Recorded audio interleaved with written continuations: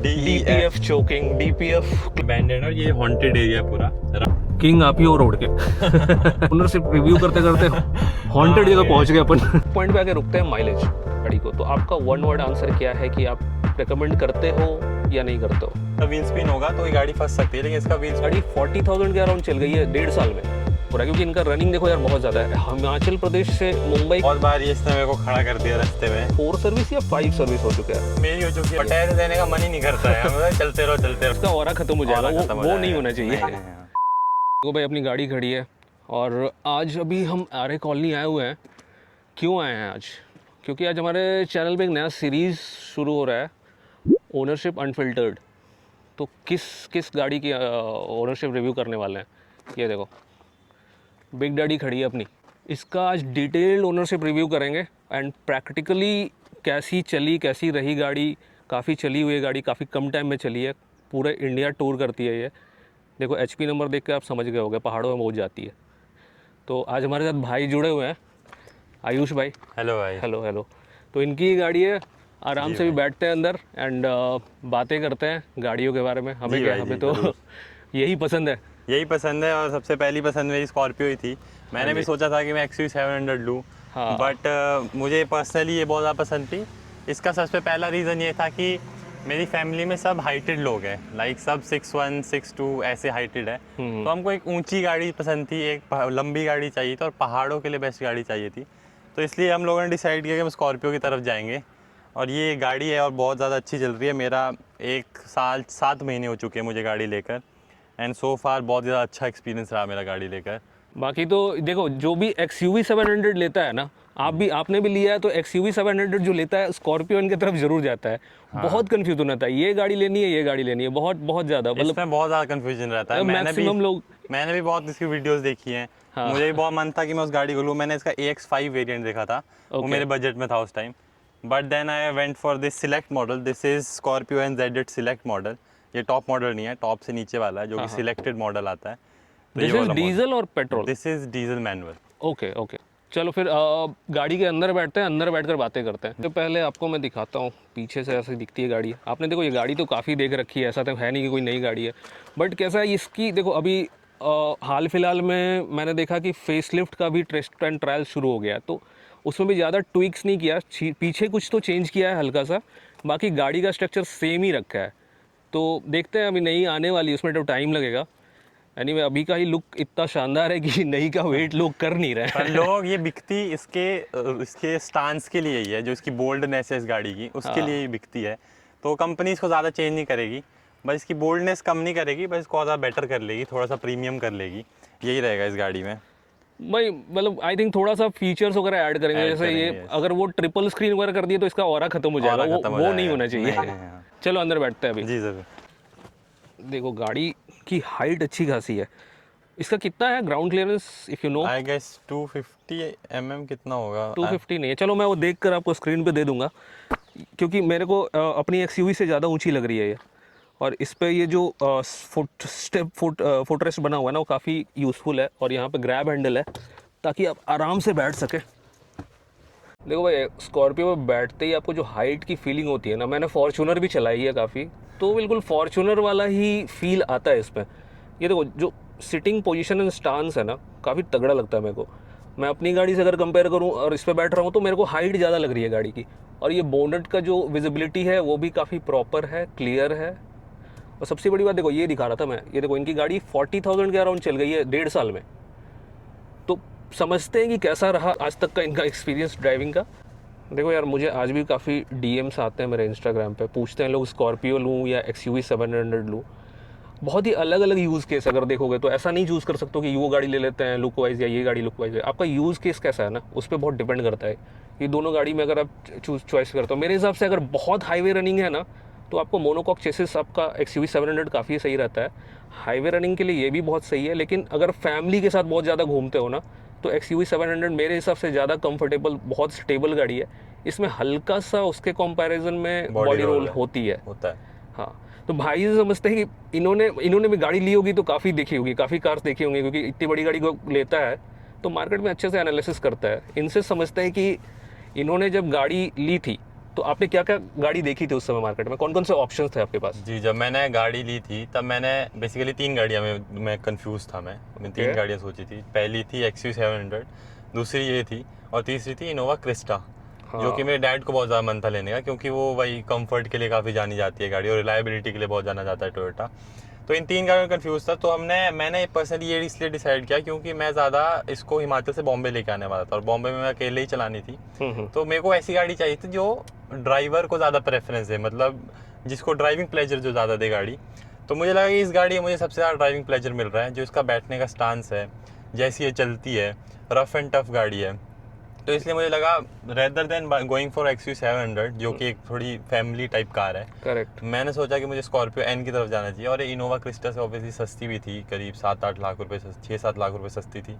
तो मैंने सोचा कि मैं स्कॉर्पियो एन ही लूँगा। तो इसलिए मैंने फाइनली डिसाइड किया कि मैं स्कॉर्पियो एन लेता हूँ। तो XUV700 में एक और चीज़ मैं ऐड करना चाहूँगा कि लोग इसलिए भी लेते हैं ना, उसमें टेक काफ़ी ज़्यादा इंटीग्रेटेड है। यस, टेक इंटीग्रेशन बहुत ज़्यादा है। अगर हाई स्पीड ड्राइविंग करते हैं उसके लिए काफ़ी अच्छी है वो गाड़ी, इतनी पेपी है। तो आपने देखा ही होगा मेरे POV ड्राइव्स में कैसे चलती है। जब आप XUV700 जब आप हाईवेज पे भगाओगे तो आपको ज़्यादा कॉन्फिडेंस उसमें आएगा, क्योंकि ये एक लेडर ऑन फ्रेम गाड़ी है स्कॉर्पियो एन। तो ये इसमें थोड़ा सा आपको झोल फील होगा, उतना कॉन्फिडेंस नहीं आएगा कट मारने में। बट उस गाड़ी में आपको बहुत ज़्यादा कॉन्फिडेंस आने वाला है कट मारने में। ये गाड़ी आप पहाड़ों में बहुत ज़्यादा अच्छा एक्सपीरियंस होगा आपको इस गाड़ी में। जब गड्ढे आएंगे, गड्ढे भी नहीं बोल सकते, आपको अगर रफ रोड में चलानी है, कच्चे रोड में चलानी है, तो बहुत अच्छी रहेगी आपके लिए गाड़ी। और क्योंकि ये रियर व्हील ड्राइव है तो आई थिंक चढ़ान में काफ़ी ज़्यादा ही अच्छे से ये परफॉर्म करती है चढ़ाई में। एब्सोल्युटली। और कहीं कहीं पे जहाँ पे बहुत ज़्यादा चढ़ाई होती है, या इवन अगर आप स्नो में जाओगे ना, तो जैसे फ्रंट व्हील ड्राइव्स होती है ना, कहीं कहीं पे स्ट्रगल करेगी, यहाँ पे ये आराम से निकल जाती है, even though it is not 4x4। Wheel spin उसका इतना, इसका व्हील स्पिन होगा तो ये गाड़ी फंस सकती है, लेकिन इसका व्हील स्पिन नहीं होगा, ये आगे ही बढ़ेगी और बढ़ती चल जाएगी। देखो भाई ने तो बता दिया कि जैसे इन्होंने जब गाड़ी ली थी इनके कुछ एक्सपेक्टेशन थे, तो वो एक्सपेक्टेशन इनके साथ फुलफिल हो रहा है, क्योंकि इनका रनिंग देखो यार बहुत ज़्यादा है। हिमाचल प्रदेश से मुंबई कोई नॉर्मल ड्राइव नहीं है। नॉर्मली लोग इतने दूर जाने के लिए 10 बार सोचते हैं, इनका काफ़ी रेगुलर है। तो वो तो एक्सपेक्टेशन इनका फुलफिल हो रहा है। और ये समझते हैं कि इनका जैसे अभी तक ओनरशिप एक्सपीरियंस है, जैसे 40,000 किलोमीटर चला दिया इन्होंने 1.5 साल में ही, तो अभी तक कैसी परफॉर्म कर रही है गाड़ी वो समझते हैं। गाड़ी जी मैं कहूँ तो मेरी एक्सपेक्टेशन से बहुत अच्छी चल रही है। गाड़ी में कभी भी निराश नहीं हुआ, ना इसने कभी मुझे धोखा दिया आज तक 1.5 साल में। कहीं भी मैं चल रहा हूँ और गाड़ी बीच में ख़राब हो गई हो, ऐसा कभी भी नहीं हुआ। बस गाड़ी की टाइम टू टाइम सर्विस होती है, बाकी इस गाड़ी ने कभी धोखा नहीं दिया। मेरी फैमिली वाले जो भी बैठते हैं गाड़ी में, सब ऐसे होते हैं कि भाई गाड़ी बहुत ज़्यादा लग्जूरियस है। मैंने मर्सिडीज़ चला रखी है, मैंने हर गाड़ी चला रखी है, मैंने फॉर्च्यूनर चला रखी है, मैंने मर्सिडीज़ की मेबैक तक चला रखी है। पर मेरे को जब मैं मेबैक से इस गाड़ी में शिफ्ट हुआ तो मुझे बहुत ज़्यादा डिफरेंस फील नहीं हुआ। ऑब्वियसली वो गाड़ी बहुत अब ऊपर लग्जरी सेगमेंट की, पर मेरे को बहुत ज़्यादा डिफरेंस फील नहीं हुआ, क्योंकि इसका स्टीयरिंग तो बहुत ज़्यादा लाइट है, इलेक्ट्रॉनिक स्टीयरिंग है, तो आप एक उंगली से मोड़ सकते हो। ये तो मतलब मेरा सेम XUV वाला ही है अपना, सेम ही है इसमें। तो इसको चलाने में बिल्कुल भी एफर्ट नहीं होता। तो 1.5 साल 40,000 किलोमीटर कैसे चलते हैं मुझे आइडिया भी नहीं लगा। और मुझे मतलब मैं चलाता गया, उसको थकते नहीं है बिल्कुल भी चलाने में इसको। वही है, देखो मैं अपनी XUV चलाता हूँ, 1000 किलोमीटर ऐसे निकल जाता हूँ, मतलब जो मीन्स मेरे को फटीग तो गाड़ी ड्राइव की वजह से होती ही नहीं है, फटायर देने का मन ही नहीं करता है। चलते रहो। जैसे अपन घर से डिसाइड करके निकलते हैं कि ठीक है 1000 किलोमीटर 800 किलोमीटर कहीं रुक जाएंगे, फिर वहाँ पहुँच के लगता है यार ये तो जरूरत है नहीं अपने। मैं आपको बताता हूँ, मैंने इस गाड़ी को बॉम्बे से जब मैं हिमाचल जाता हूँ तो 1 गो में यहाँ से दिल्ली पहुँचाया है। इट्स 1400 किलोमीटर्स इन 20 आवर्स, जो कि मतलब 1 गो था, मैं रुका नहीं कहीं पे भी। मैं डायरेक्ट 20 घंटे तक गाड़ी चलाई है और 1400 किलोमीटर दिल्ली लगाई है मुंबई से गाड़ी। ये तो है भाई। देखो महिंद्रा में एक चीज़ है, स्कॉर्पियो ले लो या XUV700 ले लो, ड्राइविंग फटीग बहुत नील के बराबर। अगर आपको ड्राइविंग पसंद है ना, अगर पसंद ही नहीं है तो फिर कुछ नहीं कर सकते, आप थक ही जाओगे चाहे कोई भी गाड़ी चलाओ। सही बात है। गाड़ी आपको चलाने में मज़ा आनी चाहिए, रोड ट्रिप्स आपको करने में मज़ा आनी चाहिए, फिर आपको एंजॉय करवाएगी ये इंजन्स। देखो मैं तो XUV700 की जो भी सर्विस करा रहा हूँ वीडियो डाल दे रहा हूँ। आपने देखा है कि मेरा 10,000 वाला कैसा था, 20,000 वाला सर्विस एक्सपीरियंस कैसा था, कितने कॉस्ट लगे थे। नहीं देखा है तो वीडियोज़ हैं, आप जाकर चेक कर सकते हो लिंक में। अब भाई से समझते हैं कि देखो 40,000 हो गए, तो आई थिंक आपका कितना 4 सर्विस या 5 सर्विस हो चुका है? मेरी हो चुकी है अभी 1 2 3 4 सर्विस हो चुकी है। तो मतलब 40,000 होने वाली वो बाकी है अभी। 40,000 वाली भी लगता है आपकी हो जाएगी कुछ दिन में, क्योंकि 400 किलोमीटर बचे हैं, 400 किलोमीटर। तो मोटा मोटी आप मुझे बताओ कि आपका सर्विस एक्सपीरियंस कैसा है महिंद्रा के शोरूम सर्विस स्टेशन पे, क्योंकि मैं क्या देखता हूँ कि जब भी मैं जाता हूँ सर्विस स्टेशन पे काफ़ी रश होता है, क्योंकि गाड़ियाँ इन्होंने बहुत बेच दी है। Yes yes yes. और इनके पास सर्विस के लिए मतलब इन्होंने एक्सपेंड किया है नो डाउट, बट उतना ज़्यादा अभी तक वो कंट्रोल नहीं कर पा रहे गाड़ियों को, इतनी सेल हो गई है गाड़ी इनकी। मेरा भी सेम इशू है कि भाई जब भी जाते हैं ये अपॉइंटमेंट देते हैं अगले 15 से 20 दिनों बाद की। अब अगर मेरी गाड़ी में कोई इशू भी हो जाए, इसमें कोई इश्यू हो जाए, तो ये कहते हैं कि आज नहीं हो पाएगी सर, आप एक हफ्ते बाद आओ। मतलब मैं एक हफ्ते तक क्या गाड़ी खड़ी रखूँ अपने घर पे। तो ये मेरे को सबसे बड़ा इशू लगता है कि मैं इनके पास टाइम ही नहीं है कस्टमर को देने के लिए कि भाई आप मैं जाऊँ और मेरा काम हो जाए, बट इनको बस अपॉइंटमेंट ही देनी रहती है। इसमें इशू एक आया था कि इसका हॉर्न जो है ये आप देख पा रहे हो बजना चाहिए, बट ये बहुत जोर लगाने में बजता है। अच्छा, इतने में नहीं हो रहा है? इतने में कभी कभी नहीं होता, कभी कभी हो जाता है। ठीक है, मेरे तो इधर से हो रहा है, आई थिंक इधर से नहीं हो रहा है। इधर ये अभी हो जा रहा है, ये कभी कभी जब पेशेंट जब डॉक्टर के पास जाता है तब ये खराब हो जाता है। अच्छा, अब ये ठीक हो रखा है, तो इसमें वो इशू आ रहा था, तो उन्होंने कहा कि आपको एक हफ्ते बाद आना पड़ेगा, अभी ये नहीं हो पाएगी। तो वो मेरे को सबसे बड़ा इशू लगा इस गाड़ी के साथ। बाकी मैं सर्विस का आपको बताऊं तो पहली जो 3 सर्विस रहती है वो तो फ्री रहती है, तो उसमें तो उतना एक्सपेंस आया नहीं मेरे ख्याल से, 7-8 मेरे भी 6,000 के आसपास कुछ लगता है। तो जो ही मैंने इसकी 30,000 पे सर्विस कराई थी, जो कि 4th सर्विस थी, उसमें सबसे ज़्यादा लगा है, क्योंकि उसमें मेरे पीछे के डिस्क पैड चेंज हुए हैं। दोनों, आगे के नहीं हुए, पीछे के हुए हैं, जिसमें कि मेरी कॉस्ट आ गई थी तकरीबन 18,000, जो कि इसमें कि 7-8 हज़ार रुपये के तो ब्रेक पैड ही थे। बाकी जो इनका बेसिक रहता है पैक, वो तो लेना ही पड़ता है।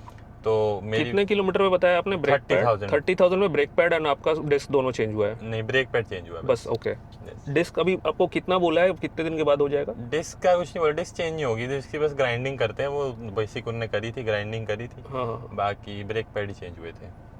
ओके, तो आप किधर, मतलब मुंबई में कहाँ पे कराते हो या फिर बाहर ही? मैं मुंबई में गोरेगांव वेस्ट में ही करवाता हूँ। ओके, वेस्ट में एक सर्विस सेंटर है, वहीं पे करवाता हूँ।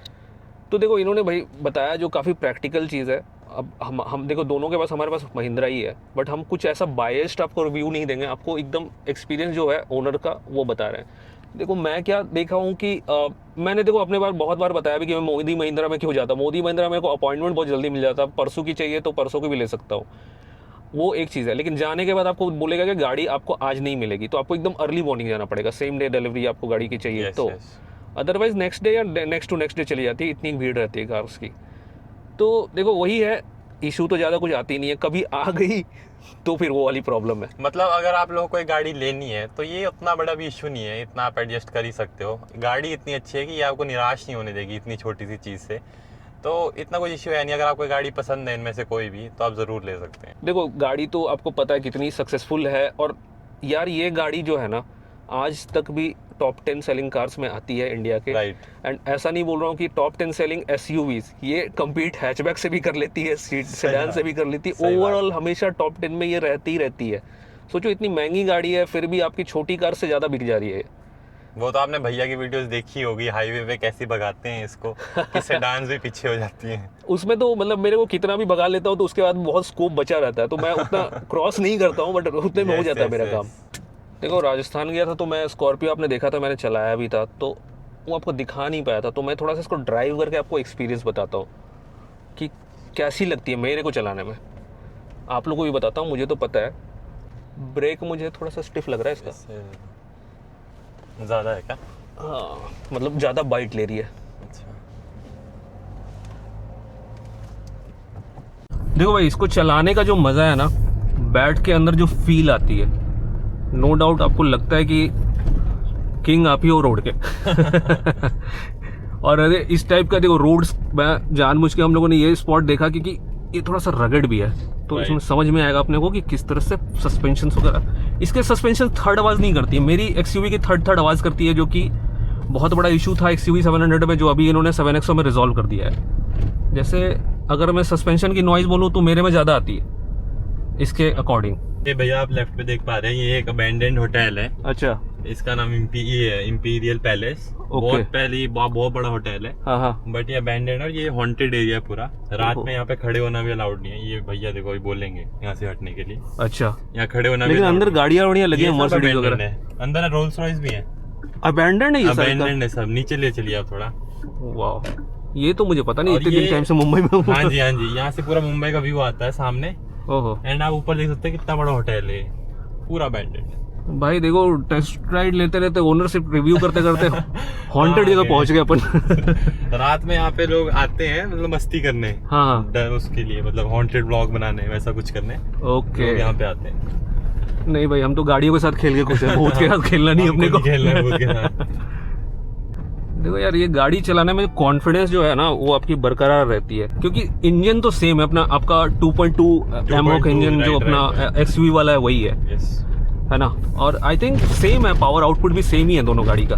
170 bhp and 400 newton meter of torque देती है। यस यस, सेम है वो। फिर पेट्रोल में 200 PS की पावर है एक्सयूवी में, आई थिंक इसमें भी उतना ही है। पेट्रोल वाले, पेट्रोल आती है ना इसकी? ये इसमें पेट्रोल आती है, उसमें 200 हो जाता है। हाँ, horse power.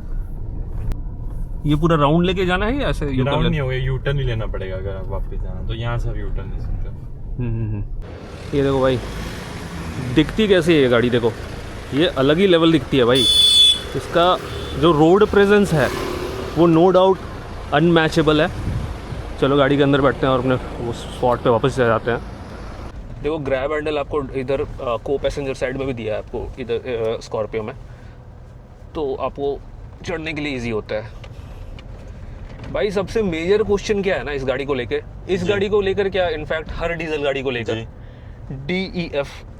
DEF choking, DPF clogging. हाँ, ये तो है। बहुत जगह मैं कॉलेज जाता हूँ, जब भी इधर उधर जाता हूँ, बहुत बार ये इसने मेरे को खड़ा कर दिया रास्ते में कि भाई DEF चोक हो चुका है, अब इसको रीजन पे लगाओ।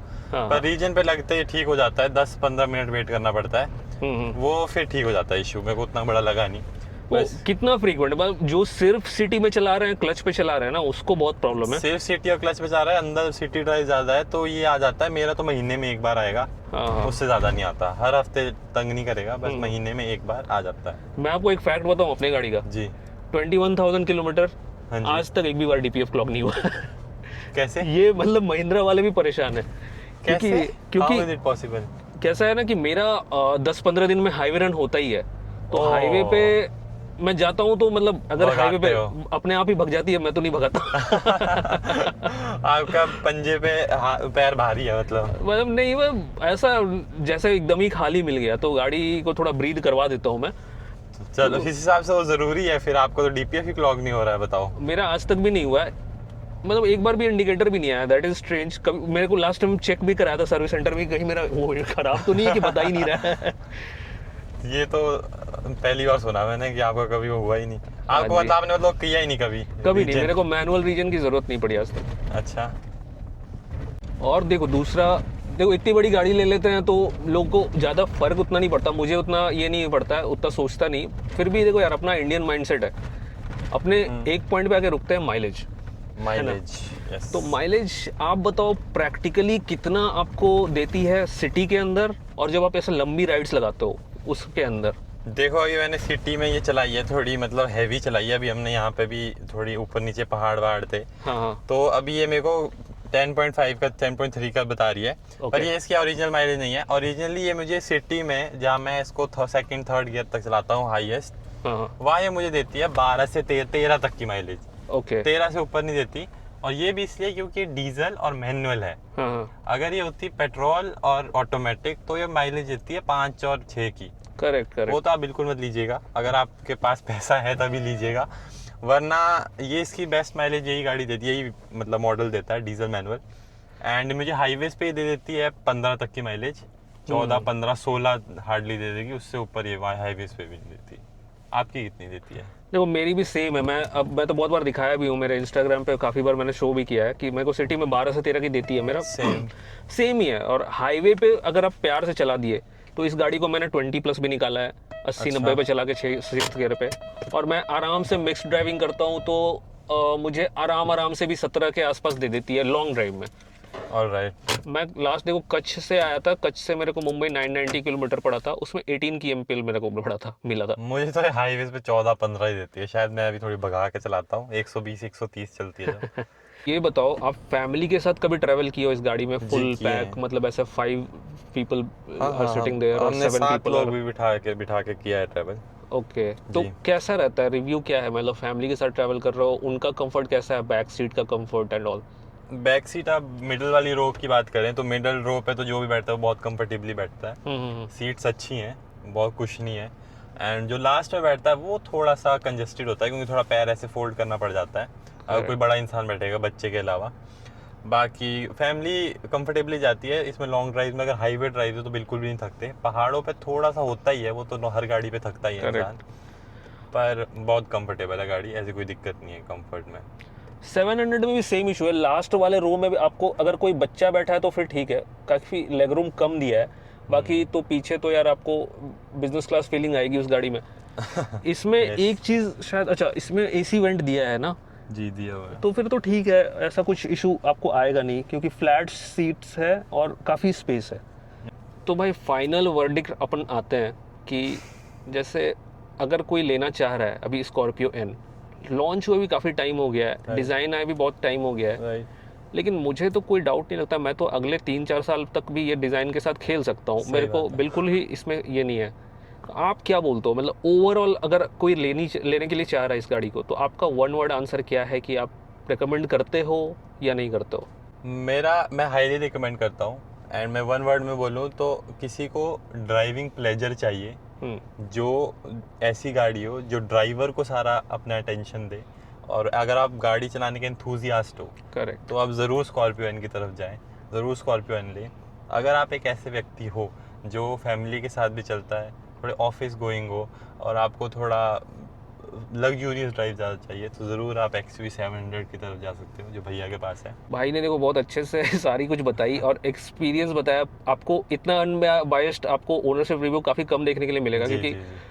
देखो जो गाड़ी रखता है वो थोड़ा सा बायस्ड हो ही जाता है कि मेरी गाड़ी है भाई, अच्छी गाड़ी है। लेकिन नहीं, अपने क्या है यार, अपने कार एंथुसियास्ट है तो अपने को राइट बताना होता है कि ये कमी है भाई, तभी जाके कंपनी सही करती है चीज़ों हम को। दोनों को ही XUV पसंद है, स्कॉर्पियो भी पसंद है, हम दोनों को ही। करेक्ट। बस भैया ने कुछ रीजन से वो चूज करी है, मैंने कुछ रीजन से ये चूज करी है, इतना डिफरेंस है बस। तो जो फाइनल 2-3 पॉइंट होते हैं ना, वो आपके पर्सनल होते हैं। कोई आपको Right. तीसरा इंसान आकर नहीं बता सकता है कि आप ये right. ले लो या वो ले लो। आपको खुद ही चूज करना है, और दोनों गाड़ी अपने जगह पे टॉप लेवल पे, टॉप नॉच पे है।